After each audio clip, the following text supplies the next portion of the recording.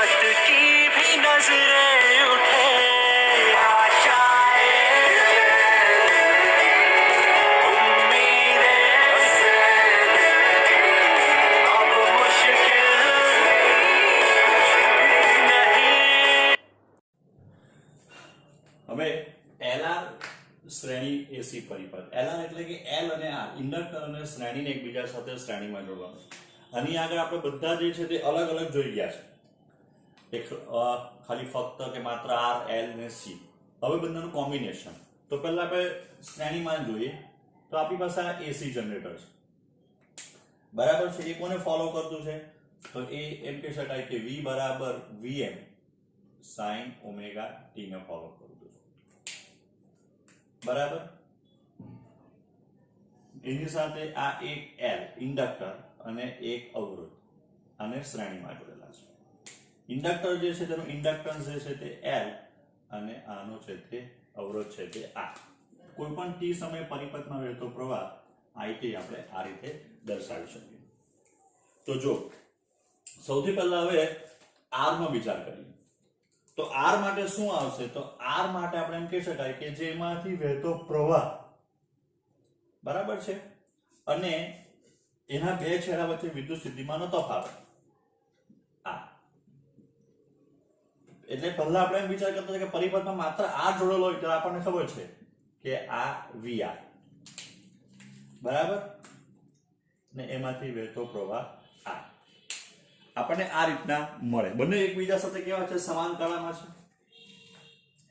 હવે માત્ર L માટે શું થાય? તો માત્ર L માટે જો પ્રવાહ જો આપણે આ રીતે દર્શાવીએ તો એના બે છેડા વચ્ચે વિદ્યુત સ્થિતિમાનનો તફાવત કોણ? VL. તો એના કરતા કળામાં કેવો હોય? π/2 જેટલો આગળ, બરાબર. એટલે અત્યારે આપણે ડિસ્કસ શું કરતા છે? તો માત્ર L ને માત્ર આ અલગ અલગનો વિચાર કરીએ. તો માત્ર L હોય તો પ્રવાહ કરતા વોલ્ટેજ π/2 જેટલો આગળ હોય. માત્ર R હોય તો પ્રવાહ અને વોલ્ટેજ બંને એકબીજા સાથે કેવા હોય? સાઇન જોડાણ હોય. તો હવે આ બંનેનો ઉપયોગ કરીને આપણે પહેલા શું કરીએ? તો ફેઝર ડાયાગ્રામ ડ્રો કરીએ. ને ફેઝર ડાયાગ્રામ ડ્રો કર્યા પછી આપણે બાકીની ગણતરી એટલે કે આપણો મેઇન ઇન્ટેન્સ શું છે? આ પ્રવાહ શોધવાનો છે, પ્રવાહ, બરાબર. તો પહેલા અહીંયા આપણે થોડું લખી દઈએ કે માત્ર જો R હોય તો માત્ર R માટે આપણે એવું લખી શકાય કે ભાઈ VR બરાબર, એમાં ઓહમના નિયમ પ્રમાણે R I આ સદિશ સ્વરૂપે લખીએ. એટલે ફેઝર પણ કોઈ એક સમયે એક કોન્સ્ટન્ટ છે એટલે એનો VR બરાબર IR. એનું જે મહત્તમ મૂલ્ય છે તે V0R હું લખું. એનું મહત્તમ મૂલ્ય કોનું? વોલ્ટેજ, બરાબર. V બરાબર V0. મેં પેલું VM કરીને V0 કર્યું કારણ કે મેં જોયું કે મટીરીયલની અંદર મેં V0 લખેલું છે એટલે VM ની જગ્યા ઉપર V0. VM લખો તો બી વાંધો નહીં, એ મેક્સિમમ વેલ્યુ છે વોલ્ટેજની. કઈ? કે જે આપણને આ મળતી હતી તે આ વોલ્ટેજની મેક્સિમમ વેલ્યુ. તો એ કેટલી થાય? તો I0R થાય. એટલે કે આ એનું મૂલ્ય છે. આપણે જ્યારે ફેઝર જોઈએ તો થોડું વધારે ખ્યાલ આવશે. માત્ર ધારો કે આપણે L માટે વિચાર કરીએ તો માત્ર L માટે VL XL * I. આવી ઓહમનો નિયમ. XL એટલે કોણ? તો XL એટલે ત્યાં XL બરાબર શું આવશે? તો XL એટલે આપણને ખબર ઓમેગા L. ઓમેગા એટલે AC ની કોણીય આવૃત્તિ અને L એટલે એનું ઇન્ડક્ટન્સ. XL એનું મહત્તમ વેલ્યુ છે V0L. આ રીતના લખું છું V0L એટલે કે વોલ્ટેજનું મહત્તમ મૂલ્ય પણ કોના સમાંતર? L ને સમાંતર, બરાબર XL I. તો સૌથી પહેલા આપણે શું કરીએ? હવે તો સૌથી ઇમ્પોર્ટન્ટ વસ્તુ છે ફેઝર ડાયાગ્રામ ડ્રો કરવાનો, બરાબર. તો કોઈ એક પહેલા આપણે ફેઝર નક્કી કરવો પડે. તો જો બરાબર યાદ રાખજો. હવે ઈઝી જે મેથડ છે તે જ્યારે શ્રેણી હોય બધું, તો શ્રેણીમાં આપણને ખબર છે પ્રવાહ સમાન હોય બધામાં, પછી AC હોય કે DC હોય એટલે પ્રવાહ પર ધ્યાન કોન્સન્ટ્રેટ કરવાનું. જ્યારે સમાંતરની વાત આવશે તો સમાંતરમાં આપણને ખબર છે વોલ્ટેજ સમાન હોય બધાના બે છેડા વચ્ચે, ત્યારે વોલ્ટેજ પર ધ્યાન કેન્દ્રિત કરવાનું. એટલે પ્રવાહ ધારો કે હું પહેલા જે છે તે કોઈ જગ્યા ઉપર મૂકી દે કે મારે અહીંયા પ્રવાહ છે આપણો આ, બરાબર. તો હવે વોલ્ટેજ માટે શું થાય? તો વોલ્ટેજ માટે આપણે એમ કહી શકાય કે જો આ કોણ થઈ ગયું? તો આ VR થઈ ગયો. કેમ VR થઈ ગયો એ? તો જો પ્રવાહ અને વોલ્ટેજ બંને અવરોધ માટે કેવા હોય? સમાન કળામાં હોય. એટલે આ થઈ ગયો VR. આ એટલે કોણ? આ જે પરિપથમાં વહેતો પ્રવાહ છે. VR એટલે અવરોધના બે છેડા વચ્ચે વિદ્યુત સ્થિતિમાનનો તફાવત. આ તો VR નો ફેઝર ડ્રો કરેલો છે, બરાબર છે ને? અહીંયા આ VR સદિશ તરીકે એટલે ફેઝર તરીકે બતાવું. પણ ધારો કે હું અહીંથી ધારો કે નામ આપું O થી આ બિંદુ P, તો O થી P નું જે વેલ્યુ જે છે એ વેલ્યુ કેટલી થાય? તો V0R એનું મહત્તમ વેલ્યુ. એટલે ધારો કે VR બરાબર લખું તો VR બરાબર V0R એમ કે વોલ્ટેજની મહત્તમ વેલ્યુ. પછી સાઇન હોય કોસ હોય, બરાબર? એટલે આ જે લંબાઈનું મૂલ્ય છે એનું મહત્તમ વેલ્યુ V0R. અહીંયા તમે એનો પ્રક્ષેપ દોરો તો આ જે તમને મળશે એ V0R sin ઓમેગા t. બરાબર? ચાલો, તો હવે આટલું ખબર પડી. હવે દોરવાનો છે આપણે VR ફેઝરનો. તો એના માટે શું છે? તો એના માટે તમે બરાબર ધ્યાનથી જો કે આના કરતા π/2 જેટલો કળામાં કેવો હોય? આગળ હોય. આ VL π/2 જેટલો શું હશે? કળામાં આગળ. એટલે એક્ઝેક્ટ આને લંબ દોરવાનો. આ આઈ ને એક્ઝેક્ટ આ લંબ દોર્યો. બરાબર? આપણે કંપાસ બોક્સમાં જાતના સાધન આવે, આપણી પાસે ખબર નહીં હોય કે નહીં હોય. આ રીતના, બરાબર? તો આવા બધા સાધનની મદદથી આ બહુ ફટાફટ દોરી શકાય. એટલે આપણને કંપાસ બોક્સમાં આપેલો હોય. તો હવે અહીંયા આપણે કે આની જે લેન્થ જે છે, લેન્થ, એ લેન્થ કેટલી થાય? એટલે કે એનું મૂલ્ય થવાનું V0L. હવે આપણે સમાંતર બાજુ ચતુષ્કોણનો જો નિયમ લાગુ પાડીએ,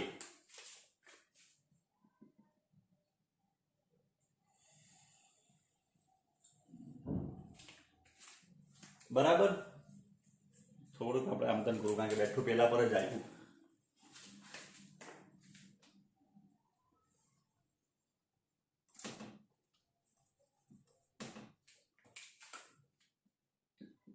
હા, VR.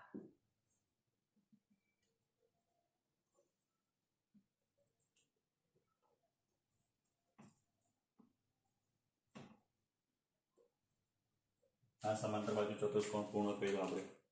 તો આનું જે પરિણામી જે આવ્યું આ દેખાતું છે કે બધા ચેક કરતા નથી દેખાતું. તો આ આપણો આવી ગયો V. બરાબર? એટલે હવે થોડુંક આ બાજુ ક્લીન કરી નાખું.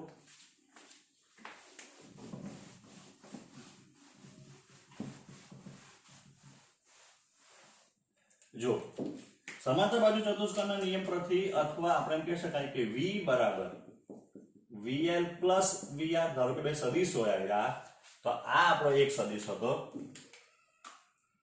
બરાબર? બીજો સદિશ. આ બંને સમાંતર બાજુ ચતુષ્કોણની પરથી આ એનો પરિણામી આવી ગયો, બરાબર? હવે જે V જે હતો એ કઈ કળામાં હતો? તો જો આ જે કળા જે છે, આ કળા એ ઓમેગા ટી. કેમ? કારણ કે આપણે જે લખતા હતા એ V બરાબર V0 sin ઓમેગા t. એટલે t સમયની કળા વોલ્ટેજની કેટલી હતી? ઓમેગા t જેટલી હતી, બરાબર? આ બે વચ્ચે વોલ્ટેજ અને પ્રવાહ વચ્ચે, તો આ પરિણામી પ્રવાહ થઈ ગયો, પરિણામી વોલ્ટેજ થઈ ગયો. આ બે વચ્ચેનો કળા તફાવત આપણે માની લઈએ કેટલો છે? phi છે, બરાબર? phi છે. તો હવે આ જે આપણને મળવાનું આટલો ભાગ એ શું મળશે? Omega T minus phi. બરાબર છે? તો ઓમેગા ટી માઇનસ phi શું બતાવશે? પ્રવાહની કળા, પ્રવાહની ટી સમયની કળા ઓમેગા ટી માઇનસ phi. જ્યાં phi બરાબર હવે શોધવાનું બાકી છે, બરાબર છે? પાયથાગોરસ પ્રમાણે વિચાર કરીએ. ચાલો એ જ આખું ફેઝર છે. એ ધારો કે હું અહીંયા શોર્ટમાં દોરું તો આપણો VR, બરાબર છે?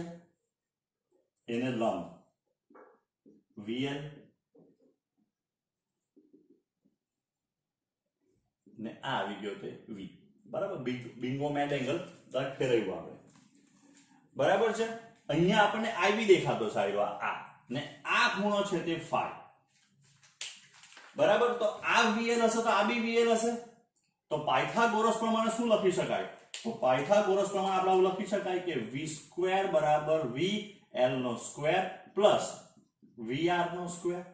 તો v બરાબર v² જો આપણે લખ્યું ઇઝ ઇક્વલ્સ ટુ vl બરાબર શું લખતા હતા આપણે? તો i સ્ક્વેર xl નો સ્ક્વેર, i0 સ્ક્વેર xl નો સ્ક્વેર આપણે લખ્યો. vl બરાબર જેમ અત્યારે પૂછી કાઢ્યું, તમે થોડું રિવર્સ કરીને જો તો તમને ખબર પડશે. બરાબર, હજુ બી તમારે આને સ્પષ્ટ કરવું હોય તો જો v² બરાબર અથવા v0 સ્ક્વેર મહત્તમ મૂલ્ય, આનું મૂલ્ય આ મૂલ્ય કેટલું થાય? v0 જેટલું થાય. આખો ફેઝર છે તે v હોય, પણ બરાબર એનું જે મૂલ્ય જે કેટલું આવશે તો v0 જેટલું. તો મૂલ્યનો તો અહીંયા બી v0l નો સ્ક્વેર પ્લસ v0r નો સ્ક્વેર, કારણ કે આનું લંબાઈ એટલે v0r, આની લંબાઈ એટલે v0l. તો અહીંયા v0 સ્ક્વેર બરાબર xl સ્ક્વેર i0 સ્ક્વેર, અહીંયા r સ્ક્વેર ઇન્ટુ r0.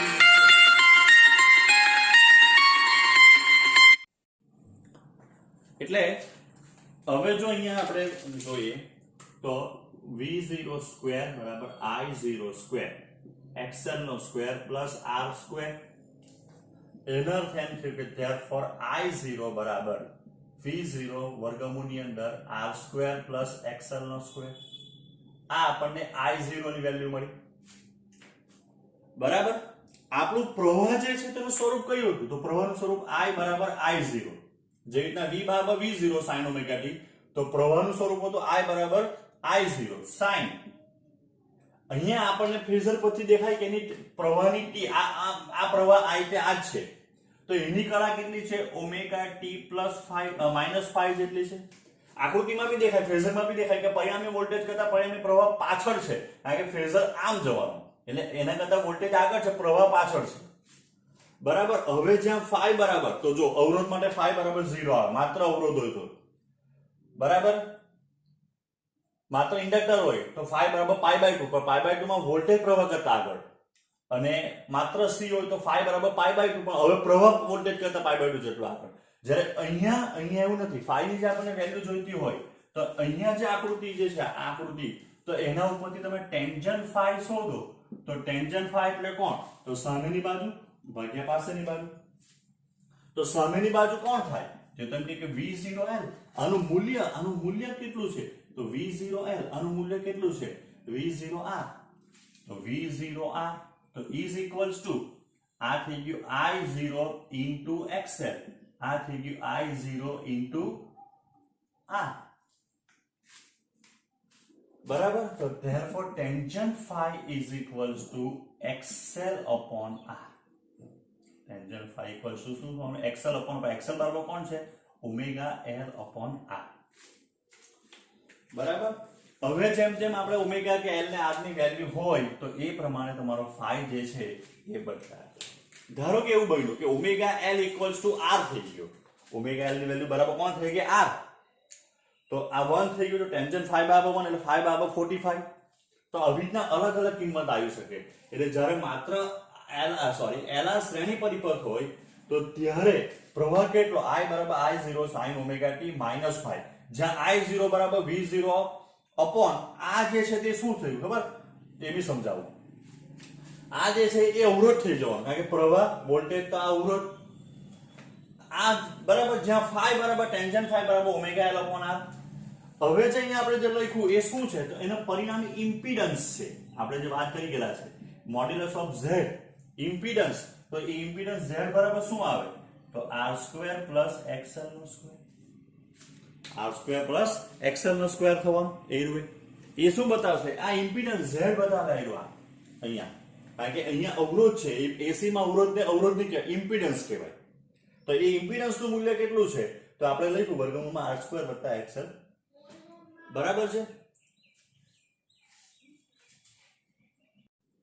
હવે RC પરિપથ.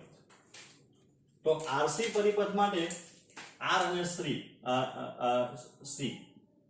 તો આપણા AC થઈ ગયો, આ અવરોધ, આ કેપેસિટર. આ V બરાબર V0 sin omega t. Voltage જેને ફોલો કરે છે. આ સી. તો આના માટે હું લખું વીઆર, બરાબર છે, ને આના લખું વીસી, બરાબર. તો અહીંયા તમારો આવવાનો પ્રવાહ આઈ, બંને સમાન કળામાં. અહીંયા જે છે એ વોલ્ટેજ કરતા પ્રવાહ π/2 જેટલો આગળ હોય. પ્રવાહ આગળ હોય એટલે જો ધારો કે અહીંયા પ્રવાહ લખવા જામ ને તો ખોટું થઈ જાય. બીજું આ બંને સમાન દેખાવા જોઈએ. એટલે આપણે પહેલા જ વાત કરેલી કે પહેલા પ્રવાહ દોરી દેવાનો. એટલે આ પરિપથ પ્રવાહ થઈ ગયો ને હવે મારે દોરવું હોય કોણ? વીસી. મારે અહીંયા દોરી શકાય, બરાબર. કે જે આપણને શું બતાવશે, તો હવે આપણે એમાં બરાબર તમે ધ્યાનથી જો તો બરાબર થયો એ તમને દેખાશે કે આ પ્રવાહ જે છે તે વોલ્ટેજ કરતા π/2 જેટલો આગળ. એટલે માત્ર જ્યારે આપણે પેલા સી માટે લખીએ, માત્ર આર માટે ને સી માટે, તો માત્ર આર માટે આગળ લખી ગયા તેમ વી આર બરાબર આર ઇન્ટુ આઈ. એનું મૂલ્ય V0 R બરાબર R ઇન્ટુ I0. C માટે VC બરાબર XC ઇન્ટુ I. XC એટલે અવરોધ કેપેસિટરને ઇમ્પિડન્સનું મૂલ્ય. તો XC બરાબર આપણને સૂત્ર ખબર છે 1/ωc. જે ઓમેગા એટલે AC ની કોણી આવૃત્તિ ને C એટલે કેપેસિટન્સ. V0 C બરાબર તો એ થઈ જવાનો XC ઇન્ટુ I0, બરાબર છે. અહીંયા V ઇક્વલ્સ ટુ IR જેવું છે બંને સૂત્ર. હવે ફેઝર ડ્રો કરીએ પહેલા.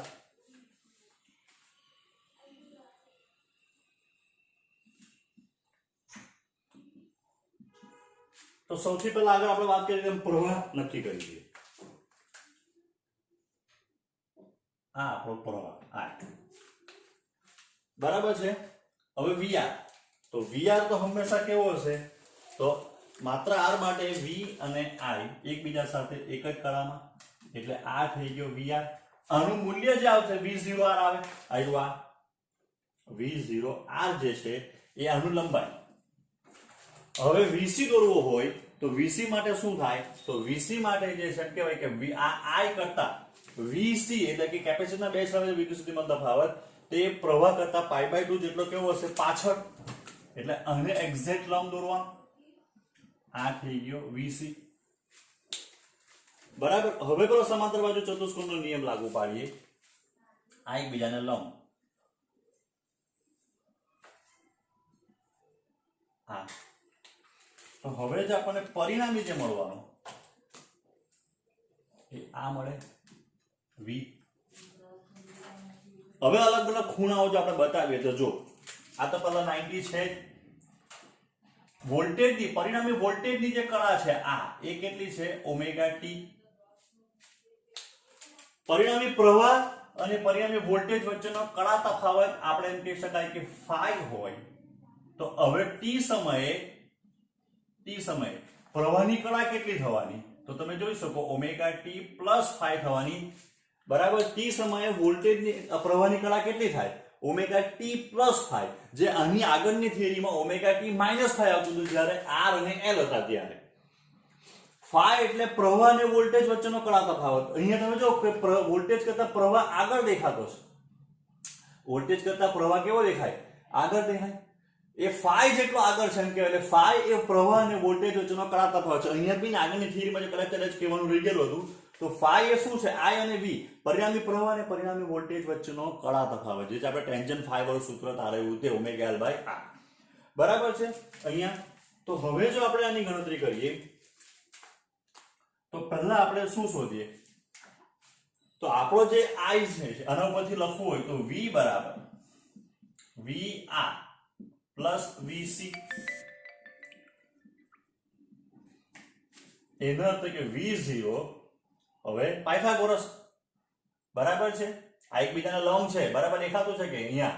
એટલે પાયથાગોરસ લાગુ પાડીએ તો V0 સ્ક્વેર બરાબર V0 R નો સ્ક્વેર પ્લસ V0 C નો સ્ક્વેર. આ V0 C છે, આવ્યું આ.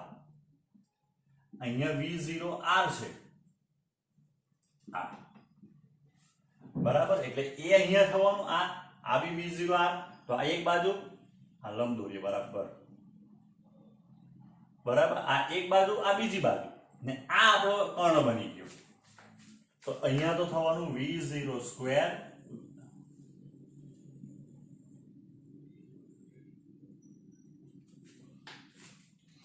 બરાબર.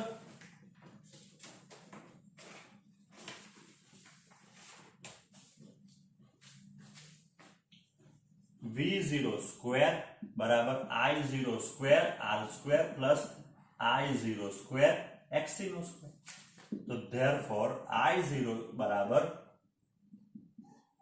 v0 ડિવાઇડેડ બાય વર્ગમૂળ કાઢી દઈએ તો વર્ગમૂળની અંદર r સ્ક્વેર પ્લસ xc નો સ્ક્વેર. નથી દેખાતું બરાબર. v0 બરાબર આપણને મળી ગયું i0 બરાબર v0 અપોન વર્ગમૂળમાં r સ્ક્વેર પ્લસ xc નો સ્ક્વેર. તો આ જે આપણને આ મળ્યું એ શું છે? Modulus of z, impedance. Impedance modulus of z બરાબર વર્ગમૂળની અંદર r સ્ક્વેર પ્લસ xc નો સ્ક્વેર. બરાબર. અહીંયા હવે જો જેને હજુ નથી ખબર પડતી હોય બરાબર તો એના માટે પેલો એક અલગ આપણે જે ગ્રાફ ડ્રો કરતા હતા તેવો ડ્રો કરીએ.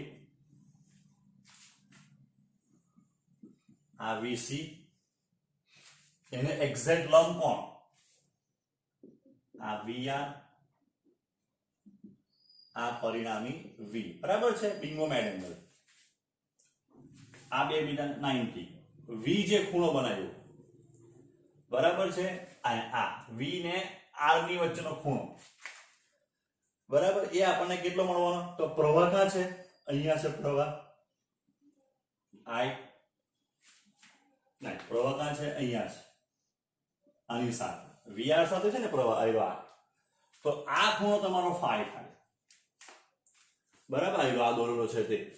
તો એના માટે હવે આપણે એમ કહી શકાય કે ટેન્જન્ટ ફાઈ જે કડા તફાવત છે તો સામેની બાજુ કોણ થવાનું? VC એટલે કે v0c. પાછળની બાજુ થવાની v0r. મૂલ્ય લખવું પડે તો therefore tangent phi બરાબર v0c એટલે xc into i0, આ r into i0. એટલે આ થઈ ગયું xc by r એટલે કે જે કડા તફાવત છે tangent phi બરાબર xc over r અથવા 1 upon omega c upon r એટલે 1 upon omega c r. Tangent phi બરાબર જે phi શું છે? તો વોલ્ટેજ અને પ્રવાહ વચ્ચેનો કડા તફાવત. કોના માટે? તો આપણે એમ કહી શકાય કે આપણા AC પરિપથ માટે. એટલે તમે બરાબર ધ્યાનથી જોયું હશે તો AC અને DC માં શું મોટો ડિફરન્સ છે? તો AC ની અંદર પ્રવાહ અને વોલ્ટેજ વચ્ચે કડા તફાવત ઉત્પન્ન થાય. અલગ અલગ આપણે એમ કહી શકાય કે પરિપથ માટે અલગ અલગ પ્રકારનો કડા તફાવત ઉત્પન્ન થાય. વોલ્ટેજ અને પ્રવાહ સાથે ચાલે નહીં, જે DC માં હંમેશા સાથે ચાલે. અહીંયા જે છે તો C હશે જ્યારે પરિપથમાં કેપેસિટરની એમ કહેવાય કે મહત્વ વધી જાય ત્યારે હંમેશા પ્રવાહ પહેલા આવશે પછી વોલ્ટેજ આવશે બરાબર. જ્યારે પરિપથમાં ઇન્ડક્ટરનું મહત્વ વધી જાય તો ત્યારે હંમેશા વોલ્ટેજ પ્રવાહ કરતા પહેલા આવશે, પ્રવાહ પછી આવશે. પ્રેક્ટિકલી વાત કરીએ તો બરાબર. અને એનો જે કડા તફાવત છે એ માત્ર L અને માત્ર C માટે π/2 છે, પણ બીજા બધા માટે તો ટેન્જન્ટ phi બરાબર તો phi બરાબર tan inverse 1 upon omega cr. આની વેલ્યુ ઉપર ડિપેન્ડ કરશે કે એક્ઝેક્ટ કડા તફાવત કેટલો ઉત્પન્ન થાય.